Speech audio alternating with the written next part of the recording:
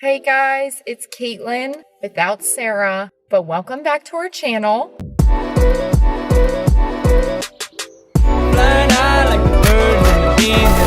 Today I'm going to be talking about how I walked through anxiety with God and 7 practical tips that you can take into your life to help you heal from anxiety. I'm just going to give you one of them right now. Be patient because it is a process. Before I jump into it, please don't forget to subscribe to our channel, join our friend group, just be a part of this community. That's why we talk about things like this, so that you can know you're not alone and so that you can walk through it in really the most healthy way that you can. And we're all just trying our best. So join our friend group. Let's just jump right into it because I got a lot to say and I don't want to waste any time. This video is for someone who just recently got diagnosed or realized they're dealing with anxiety. And I will say, for me, I dealt with very severe anxiety and panic attacks where I did not realize how powerful my mind actually could be. These tips are all based off of my personal experience. So if one of them doesn't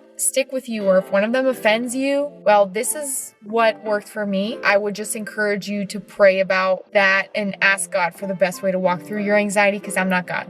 Okay, but these are 7 practical tips. I'm looking back at myself 2 years ago when I first started walking through this. What would I say to myself? Tip number 1, stop reading about your triggers, about your fears, and about anxiety disorder online. When you deal with an anxiety attack, your brain, it wants to do this thing where it wants to go on WebMD and read about what you're dealing with and make yourself feel better. Like if I just look up my symptoms, it'll tell me that I'm just having anxiety and I'll feel better. You can't control what you're going to see. So you think you're just going to go read an article about anxiety attacks, and no, you're going to stumble on an article that says that you might be having a heart attack, or that you might have cancer, or that there might be a stroke going on. Not only do you not control it, but it's just not healthy to be obsessively reading about anxiety and about whatever it is you're afraid of all the time. I was trying to make sense of my diagnosis those first few months. And when I would have panic attacks, I would remember those things that I would read about online come up again. It's not helping you to be thinking about it all the time. So do your best to have self-control with the internet. Tip number 2. This is a controversial one, and this is why I'm saying I'm not your doctor and I'm not God. But for me personally, I made the decision very early on in my anxiety journey to not take anxiety medication. Though I was dealing with a more severe form of panic attacks and anxiety, and it was really difficult for me, it wasn't life-threatening. I wasn't dying. I did try anxiety medication, so I wasn't closed off and I considered being on them. But after doing my own personal research, I realized that for the anxiety I was dealing with, all these medications were going to do was treat the symptoms and not the cause. So if I actually wanted to, 3 years from now, not have anxiety anymore, I would need to learn to live a life without these medications. I personally did not want to be dependent on medications. I also found that especially the stronger ones were very personality altering and really changed how I acted and made me really mellow and really down. That's obviously going to depend on the medication. I will say I had 1 bottle of something that helped me when I had serious panic attacks. And I used that in the first few weeks of having anxiety, but I used it very sparingly. You have to walk through the discomfort and the pain of an anxiety attack sometimes. I know it's not easy, but I promise it's going to get better. You really just don't want to be relying on something that treats the symptoms but isn't going to treat the cure. Very early on, I had that spoken to me that you're not going to be on these medications, and I'm so grateful that someone stepped in and did that for me. So I'm going to encourage you to consider that as well. Tip number 3, this is a short one, but reward yourself for the little things. When you first start dealing with very severe anxiety, your life flips upside down. I know for me, felt like I didn't have motivation to do the things that I used to do. I used to go to the gym all the time and be doing homework till 1 a.m. and be at the library and go to work, and it felt like I could barely handle anything anymore. I just want to say, if you're having a day where all you can do is clean your room and then maybe you do something new, like use a drill to hang up a new mirror in your room, be proud of yourself for that. Just take those little things and little wins in the beginning of your journey and be grateful for them. And don't be so hard on yourself and compare yourself to where you once were, because it is going to get better.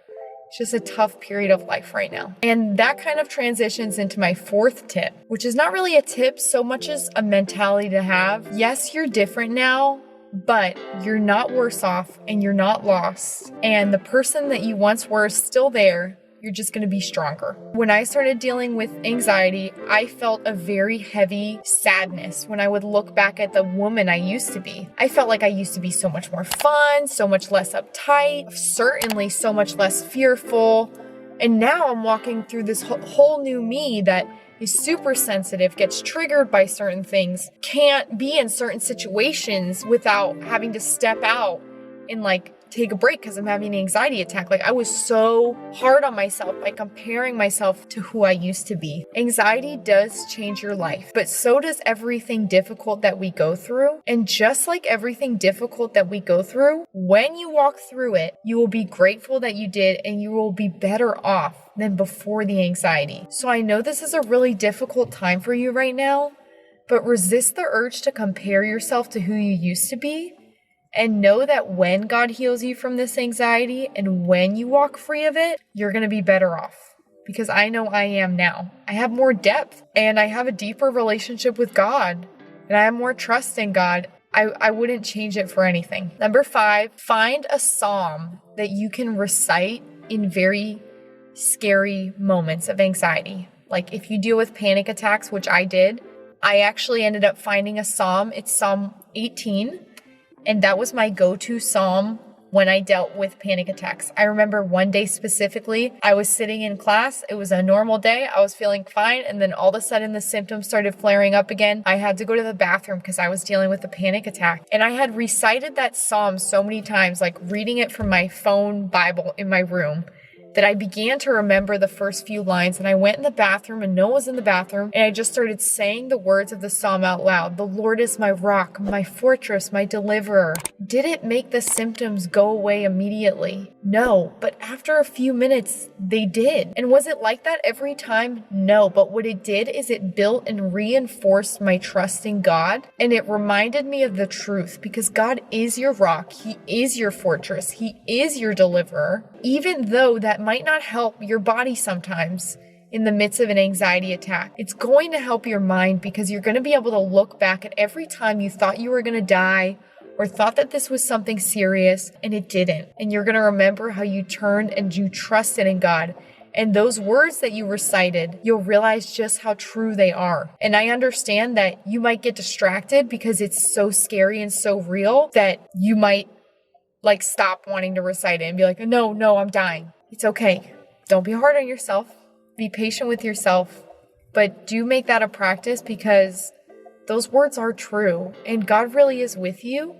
And He wants to speak to you and be with you through His word. Tip number 6, talk to someone that you love and trust in your anxious moments. There was a lot of times when I dealt with anxiety attacks, it would be late at night, and I would feel like I didn't want to burden anyone and I didn't want to call anyone. So I just dealt with it on my own, and I'd be up till 2 a.m. because I was going through it by myself. But someone very close to me in my life, I actually discovered had walked through very similar anxiety that I had. Soon enough, when I had those panic moments, I began to call them. And talking to someone who's been through anxiety, it just helps so much, because you're just shocked at how much you have in common with them. That they thought the same way that you thought. And it helps you get your thoughts out of your head and see how irrational they sound when you hear them out loud.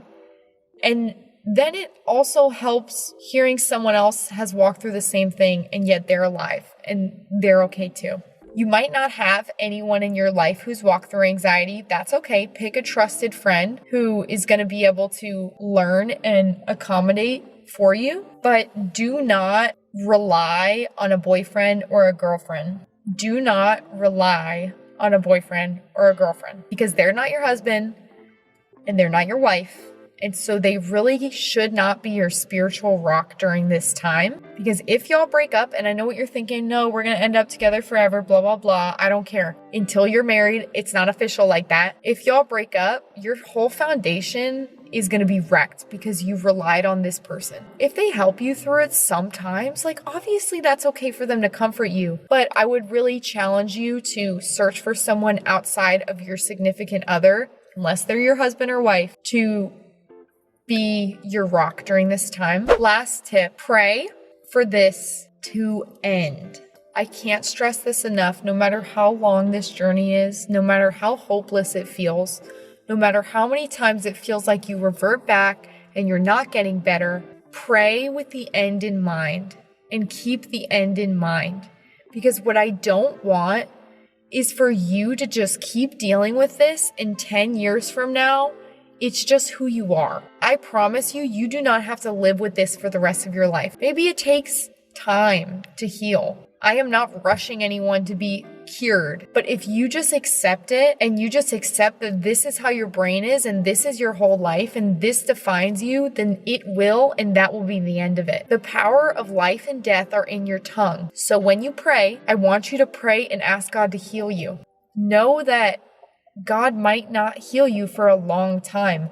I've prayed that prayer a lot for a very long time. And it felt like I was getting nowhere because I wanted God to heal me right then and there. And sometimes that happens with some people, but if you don't ask, you're not going to receive. So if you're not asking for God to heal you, sure, it might take time, but what are you expecting is going to happen? My trigger was seafood. I did not eat fish for 2 years. I could not touch it. I was seriously half convinced it was anxiety, half convinced that if I ate it, I was going to have a severe allergic reaction and I was going to die. And now I eat shrimp, I eat scallops, I eat sushi. I was literally delivered after a year and a half of this irrational fear. So it will happen for you, and it does happen for you. God is your rock. He is your fortress. He is your deliverer. And sometimes he takes time because he wants to grow us and he wants to test us. Please do not give up. Don't think that your life is going to look like this forever. It's not. It's a tough thing you're going through for the time that you're going through, and then you're going to be stronger than ever. So these are my 7 tips for dealing with anxiety. I would love to do a part 2. These are just the 7 things that came to my mind, but honestly, I already thought of so much more as I was talking, but time does not permit. Please comment down below which one of these resonated with you, which one of these you feel like is really going to help you and that you're going to apply. I just want to thank you so much for watching because you guys mean so much to us. Love you guys, and we will see you in the next video.